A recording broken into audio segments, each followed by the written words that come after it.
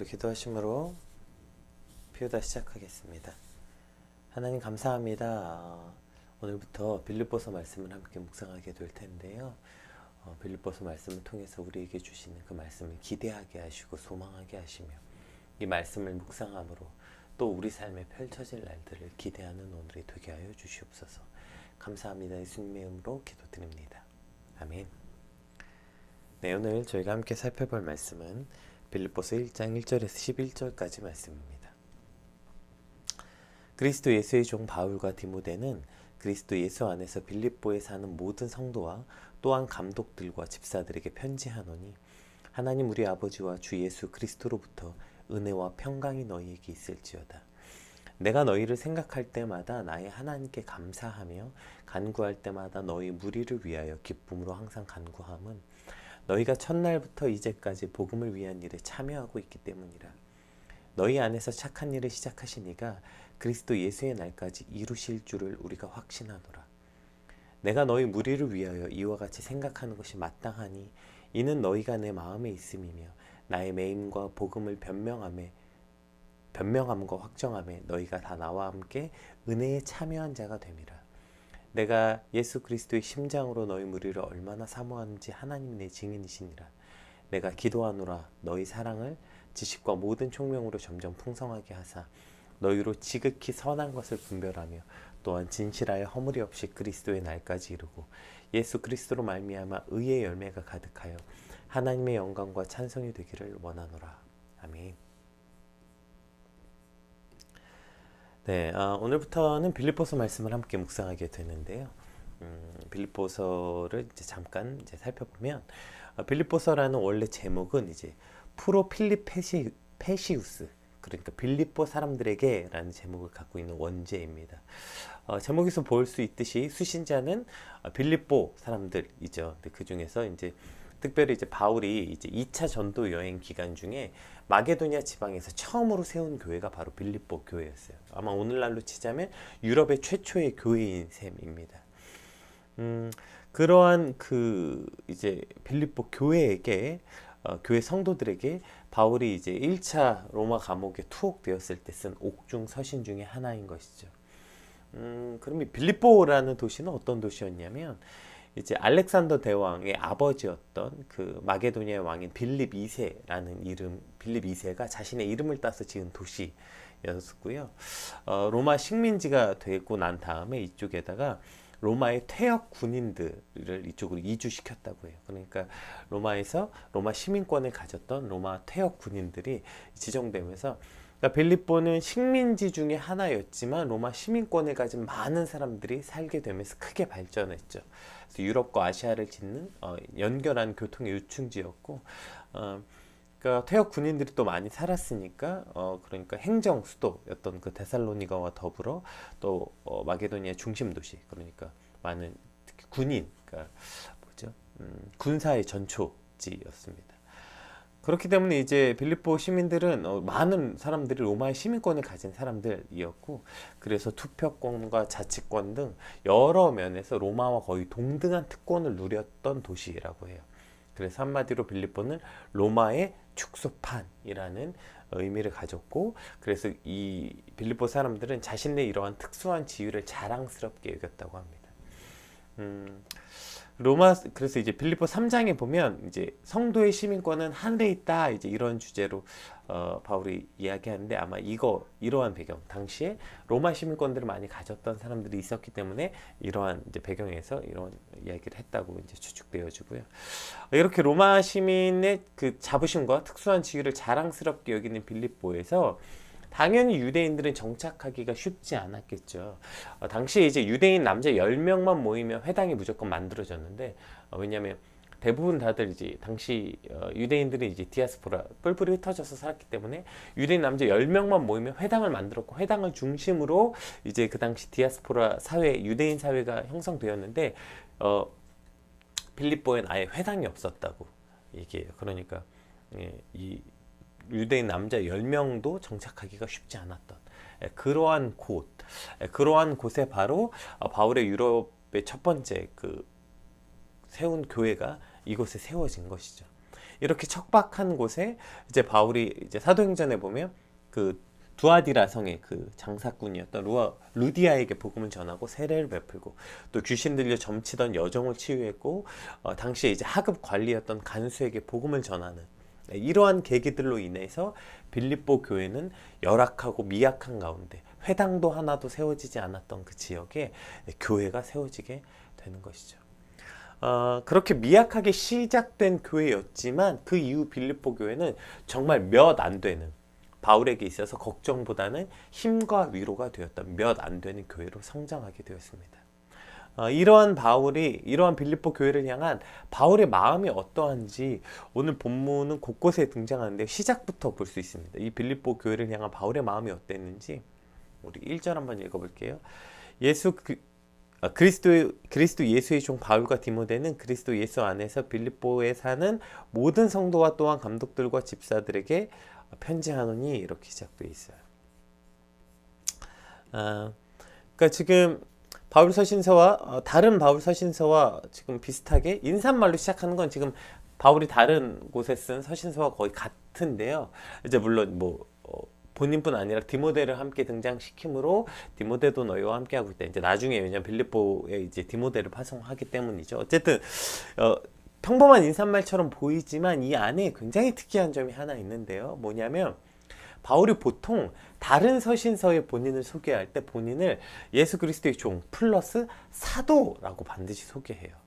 그러니까 다른 서신사의 시작은 늘 자신을 사도라는 것을 매우 강조해서 바울이 소개합니다. 여러 번 설명했지만 바울의 가장 큰 아킬레스건, 늘 가장 많이 받았던 공격이 네가 왜 사도냐는 거죠. 너 예수님 봤어? 너 12제자가 아닌데 너 예수님이 직접 부른 제자가 아닌데 왜 네가 사도야? 라는 바울을 늘 쫓아다녔던 그 공격. 그렇기 때문에 늘 바울이 스스로 서신서의 시작에 나는 다른 사도와 다름없이 예수님께 직접 부름을 받은 나는 사도다. 이것을 늘 자기의 소개에 어떤 반드시 설명하고 해명해야 되는 그러한 글이었는데 그런데 오늘 빌립보서는 그냥 자신을 예수님의 종이라고만 담백하게 소개하고 있다는 것입니다. 왜냐하면 그럴 필요가 없었기 때문이죠. 그러니까 다른 교회들과 달리 지금 빌립보 교회는 바울의 사도권을 전혀 의심하지 않는 그러한 사이였던 것이죠. 왜 우리도 가까운 사이들 만날 때 무슨 자기소개를 거창하게 하거나 인사말을 장황하게 하지 않잖아요. 날 다 아는 사이에 무슨 그런 말을 할 필요가 없기 때문이죠. 그만큼 바울과 빌립보 교회가 매우 친밀한 관계였고 그 신뢰의 관계였기 때문에 굳이 무슨 자기소개를 사도로서 이렇게 소개하지 않아도 될 만큼 이미 그 모든 사도권을 다 인정하고 그런 관계였기 때문에 자신을 그렇게 소개하고 있지 않는 것이죠. 그리고 이러한 친밀함을 넘어서 바울이 빌립보 교회를 얼마나 사랑하고 신뢰하는지 오늘 본문 곳곳에 나옵니다. 우리 3절 4절 한번 읽어볼게요. 바울에게 빌립보 교회는 어떠한 의미였냐면 내가 너희를 생각할 때마다 나의 하나님께 감사하며 간구할 때마다 너희 무리를 위하여 기쁨으로 항상 간구함은 이렇게 표현되어 있고요. 또 8절 한번 볼까요? 내가 예수 그리스도의 심장으로 너희 무리를 얼마나 사모하는지 하나님이 내 증인이시니라 이렇게 표현되어 있어요. 그러니까 지금 너희를 생각할 때마다 내게 감사가 넘치고 기쁨의 기도가 나오는 교회, 그러한 존재가 바로 빌립보 교회였던 것이죠. 또 너희를 생각할 때마다 그리스도의 심장으로 내가 너희를 얼마나 사랑하고 사모하는지 하나님이 내 증인이 되신다. 이것보다 더 확실한 고백이 없죠. 지금 바울의 마음이 느껴지지 않나요? 지금 얼마나 이 빌립보 교회를 향한 신뢰와 사랑이 있는지 그 듬뿍 느껴집니다. 여러분에게는 혹시 이러한 친구나 믿음의 동역자들이 있나요? 그 사람을 생각만 해도 너무 감사한 사람, 그 사람을 내게 보내주셨다는 것만 생각해도 저절로 감사 기도가 나오고 그래서 기쁨의 기도가 터져 나오는 그러한 사람이에요. 내가 너희를 얼마나 사랑하는지 하나님이 내 증인이 되신다고 고백할 만큼 사랑의 확신과 고백을 할 수 있는 그러한 사이, 그러한 사람이 여러분에게 있을까요? 특히 오늘 우리가 바울 서신을 보면 대부분의 바울 서신은 바울이 개척한 교회들에게 그들에게 어떠한 문제가 있기 때문에 사실 쓴 편지거든요. 그래서 주제가 명확합니다. 어떠한 주제가 명확하다는 건 문제가 명확하다는 거예요. 그래서 그 주제를 가지고 가르치고 교훈하려고 쓴 게 대부분 바울서신입니다. 그런데 오늘 빌립보서의 특별한 또 그 뭐죠? 그 특징은 특별한 주제가 없다는 거예요. 매우 일반적 내용을 다루고 있습니다. 그 말은 특별한 문제가 있는 교회가 아니었기 때문이죠. 그래서 그냥 전반적인 그냥 일반적인 대화들을 나눌 수 있는, 그러니까 바울에게 지금 빌립보 교회는 그러한 정말 동역자, 든든한 신뢰한 친구, 어떤 걱정과 근심거리가 있는 교회가 아니라 오히려 마음을 나누고 함께하는 교회였음을 알 수 있게 됩니다. 대부분의 교회들은 바울의 돌봄이 필요한 교회들, 걱정과 근심의 마음으로 쓴 편지가 대부분이었지만 빌립보는 바울이 지금 기쁨에 넘쳐서 감사함이 넘쳐서 그들에게 쓴 편지인 것을 볼 수 있죠. 제가 조금 전에 여러분에게 정말 그렇게 생각만 해도 감사가 막 넘치고 기쁨이 기도가 터져 나오는, 그래서 내가 너희를 얼마나 사랑하는지 하나님이 증인이다 라고 말할 만큼 그러한 사람이 있냐고 물어봤잖아요. 거꾸로 물어봅시다. 여러분은 누군가에게 이러한 사람입니까? 여러분은 누군가에게 이러한 전적인 신뢰와 기쁨을 주는 사람, 여러분은 생각만 해도 감사와 기쁨이 넘치는 사람입니까? 아니면 바울 서신의 또 다른 수많은 교회들처럼 걱정과 근심의 기도를 하게 하는 사람입니까? 오늘 나는 누군가에게 어떠한 사람일까요? 제가 결혼 정년기를 맞은 청년들에게 이러한 얘기를 많이 해요. 하나님 어떤 사람, 이런 좋은 사람을 내게 보내주세요. 뭐 특히 그런 얘기 많이 하잖아요. 무슨 뭐 구체적으로 기도해라. 뭐 키가 몇이고 연봉이 얼마고 뭐 이런 뭐 배우자 기도를 해라. 저는 뭐 일리가 있고 뭐 정말 그렇게 했는데 그렇게 기도하는 대로 그러한 사람이 눈앞에 나타났더라. 뭐 이런 간증들도 이제 종종 듣긴 하는데 저는 별로 동의하지는 않습니다. 그러한 기도에.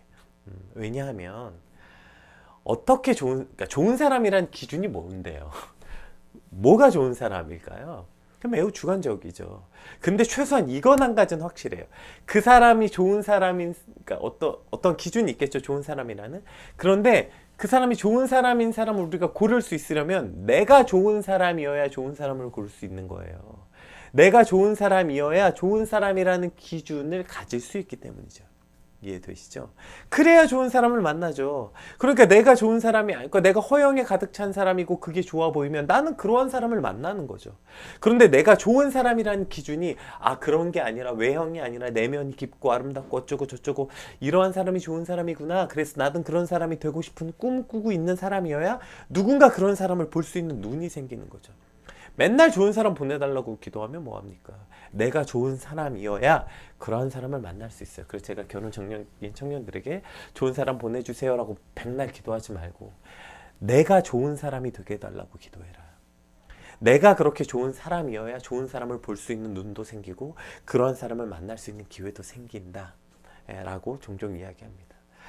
새해가 시작되면서 여러분 우리에게 이러한 소망이 있었으면 좋겠어요.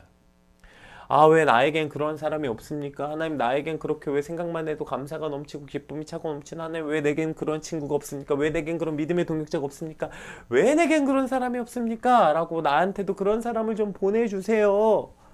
이러한 어리석은 기도가 아니라 내가 누군가에게 그러한 사람이 되게 해주세요. 이것이 저와 여러분에게 간절한 소망이 되길 주님의 이름으로 축복합니다.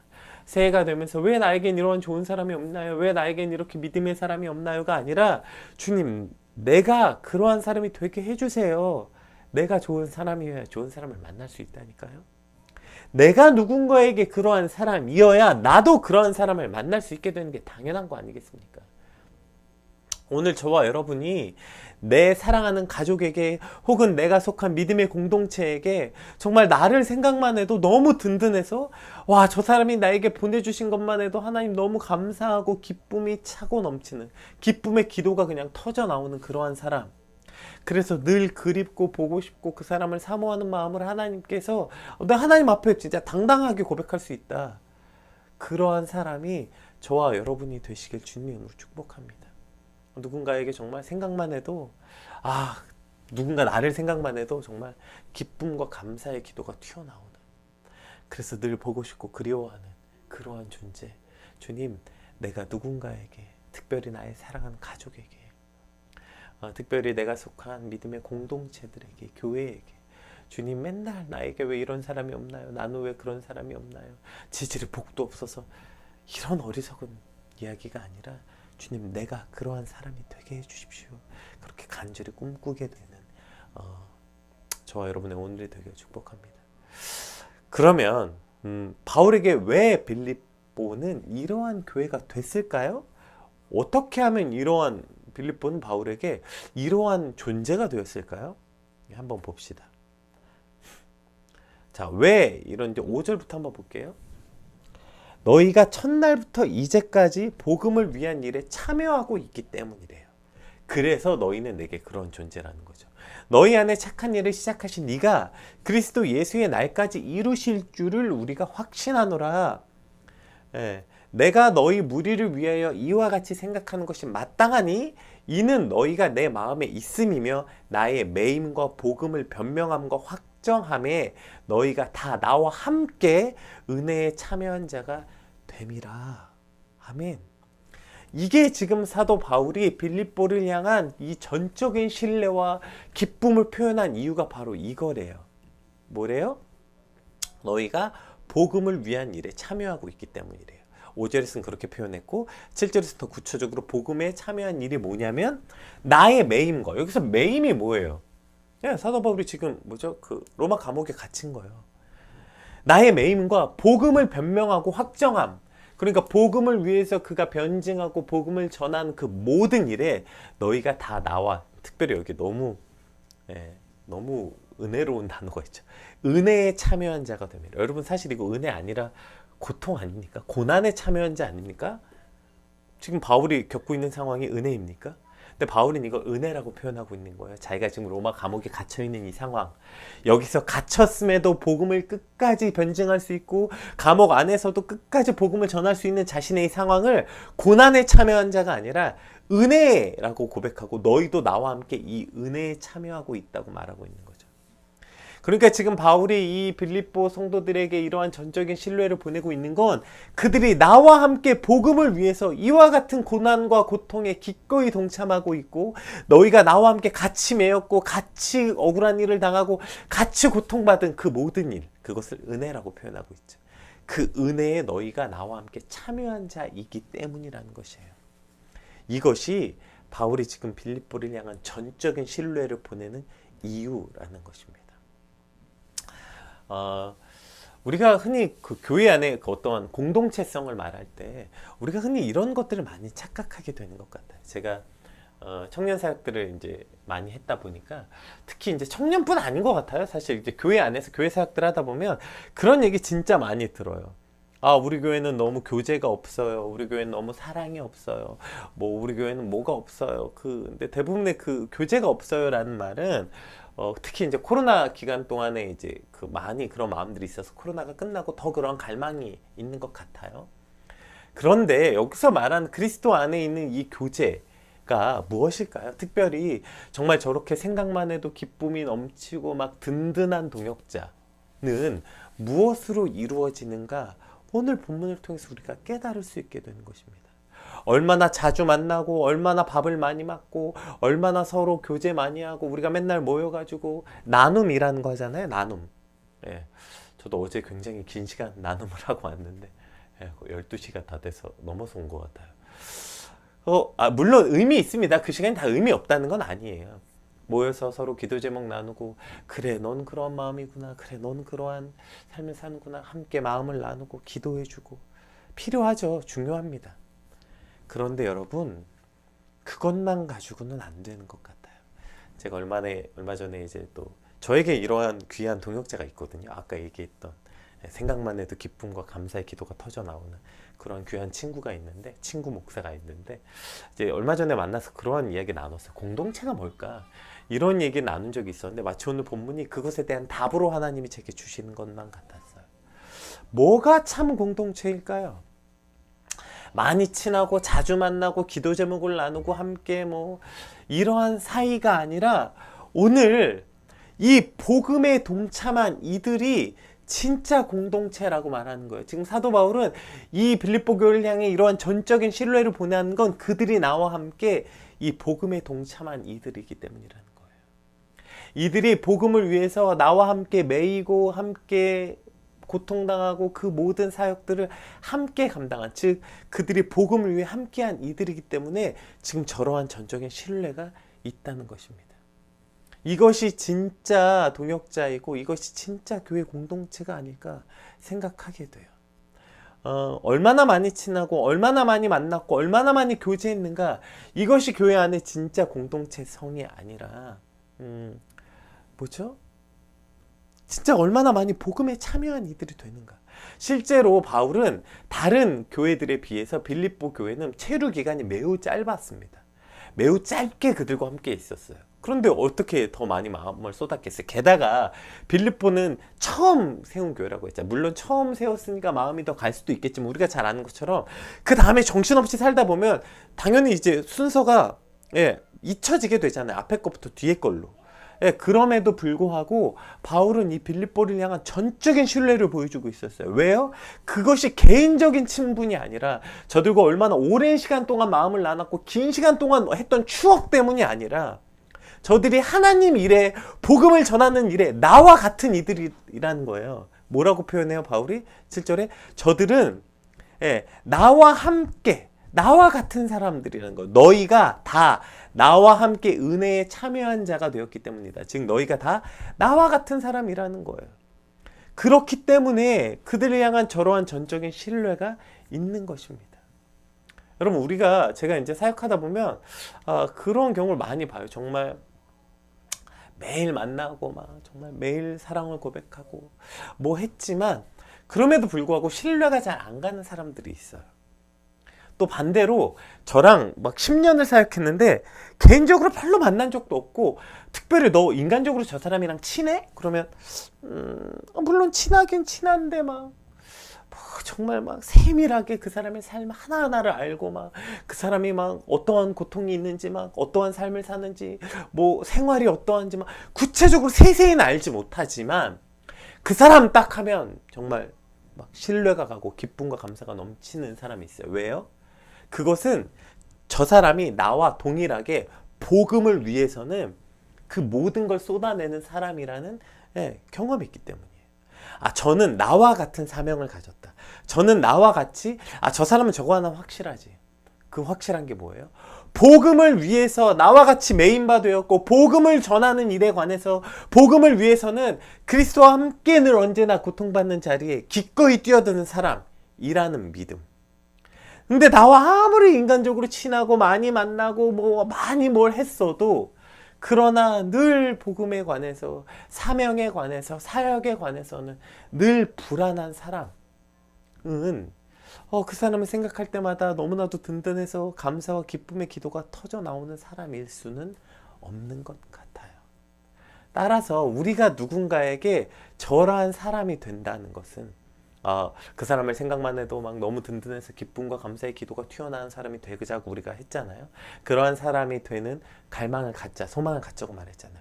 어떻게 그러한 사람이 되냐면, 그러니까 사람들하고 자주 만나고 그 사람들하고 자주 나누고 마음을 나누고 자주 식사 교제를 하고, 우리가 해야 될, 물론 아까 말했듯이 이것이 아주 의미 없다는 것은 아니지만 그것을 가지고는 저러한 관계가 될 수는 없는 것 같아요. 어떠한 사람이 저러한 사람이 될 수 있냐면, 다른 건 모르겠지만 저 사람은 진짜 지금부터 이날까지 복음을 위한 일에 늘 참여한 사람이다. 저는 나와 같이 매임을 당하고 복음을 변명하고 확정함에 있어서 그 모든 고통과 고난을 기쁨으로, 은혜로 여기며 늘 함께 참여한 자다. 이러한 같은 사명과 같은 사역을 꿈꾸고 그 일에 함께 복음을 위해 애쓴 자여야만 이러한 신뢰와 어떠한 이러한 관계가 형성된 것. 이것이 누구와도 끊어지지 않는, 사실 너무나도 잘 알잖아요. 진짜 힘들고 어려운 일 있을 때 누구보다 함께 할 것 같지만 전혀 그렇지 않은 사람들 너무나도 많이 보지 않습니까? 말로는 그냥 무슨 자기의 간도 다 꺼내줄 것처럼 말하지만 실제 그 일을 닥쳐보면 그런 사람 별로 없습니다. 근데 진짜 신뢰 있는 사람은 어떤 사람이냐면 저러한 사람이라고요. 특별히 이제 저 일에 아주 또 중요한 구절이 하나 나오는데요. 네, 보세요. 6절 한번 볼게요. 너희 안에 착한 일을 시작하신 이가 그리스도 예수의 날까지 이루실 줄을 우리는 확신하노라. 아멘. 왜 바울이 빌립보를 확신하냐면 그들을 믿는다는 게 아닌 거예요. 왜 바울이 빌립보를 향해서 이렇게 전적인 신뢰를 하고 있냐면 착한 일을 시작하신 이가 너희 안에 있는 성령님, 너희 안에 있는 사람, 그러니까 너희 안에 있는 그리스도 성령께서 그 일을 하신 일을, 그러니까 뭐죠? 예수님께서 베드로에게 그렇게 말하죠. 사람들이 날 누구라 하느냐? 베드로가 말하죠. 주는 그리스도시요 살아계신 하나님의 아들입니다. 그랬더니 예수님께서 기뻐하시며 그래 잘하였도다. 네 대답이 옳도다. 그러나 네 대답을 하게 하신 이는 네가 아니라 네 안에 계신 성령님께서 그와 같은 고백을 하게 하신 거다 라고 말한 것처럼 지금 바울이 뭘 믿고 있는 거예요?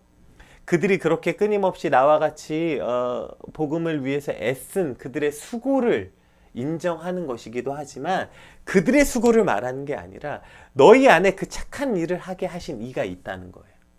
그 성령님. 너희가 그 성령님에게 순종하는 자이기 때문에 내가 너희를 신뢰한다는 것입니다. 그러니까 그 사람을 믿는 게 아니라 너희 안에 그 착한 일을 하게 하신 성령님을 믿는 것이고 그 성령님에게 순종해 왔던 너희의 삶을 믿기 때문에 그래서 지금 바울은 저 빌립보를 향한 이렇게 전적인 신뢰를 보여주고 있다는 거예요. 즉 우리 안에 제가 이제 그 믿음의 공동체 안에서 늘 우리가 확신할 수 있는 건 이런 거예요.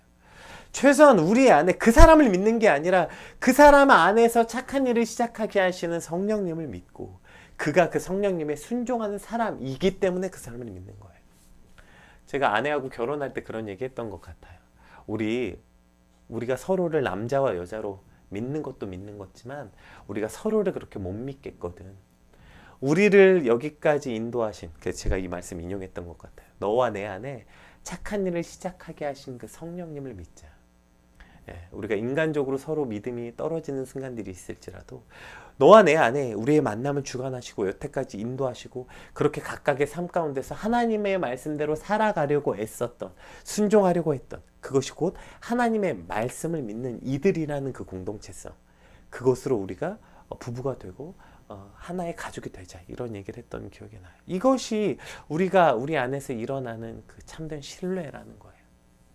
그 사람을 믿는 게 아니라 그 안에 착한 일을 시작하게 하시는 그분을 믿는 거예요. 그래서 끝까지 믿는다는 거예요. 왜 우리가 그런 생각하잖아. 저 사람이 언제까지 내 옆에 있을까? 마치 저 사람이 언제까지 그런 사람이 될까? 혹은 거꾸로도 생각하는 것 같아요. 나는 저 사람에게 언제까지 그러한 든든한 동력자가 될까? 뭐하러 그런 생각을 합니까? 내가 한 일이 아닌데, 내가 시작한 게 아닌데, 난 언제까지 이러한 일을 할 수 있을까? 내가 언제까지 이러한 사명을 감당할 수 있을까? 바보 같은 질문이에요. 그 일을 시작한 이가 내가 아닌데 무슨 언제까지가 있습니까? 왜 우리가 그 사람, 저 사람은 과연 언제까지 내 곁에 저런 사람이 되어줄 수 있을까? 왜 그런 생각을 합니까? 그 사람이 한 일이 아닌데. 우리가 믿는 건 그 사람이 아니라 착한 일을 시작하신 이가 그 안에 있기 때문에 그리스도 예수의 날까지 이루실 거라고 확신하는 거예요. 왜 확신해요? 그 사람이 한 게 아니라 그 사람 안에 일어나신 성령님께서 그 일을 행하셨기 때문에, 성령님께서 그 일을 행하셨던 걸 믿기 때문에 끝까지 그 일을 이루실 줄을 믿는 것입니다. 그리고 다만 그 사람이 그 일에 순종한 사람이라는 것에 대한 믿음이 있기 때문에 우리가 서로를 신뢰할 수 있게 되는 것입니다. 오늘 이러한 공동체를 꿈꿀 수 있으면 좋을 것 같아요. 어떠한 사이가 감사와 기쁨이 넘치는 사이가 될 수 있습니까? 어떠한 사이가 그런 사이입니까? 바로 이러한 사이예요.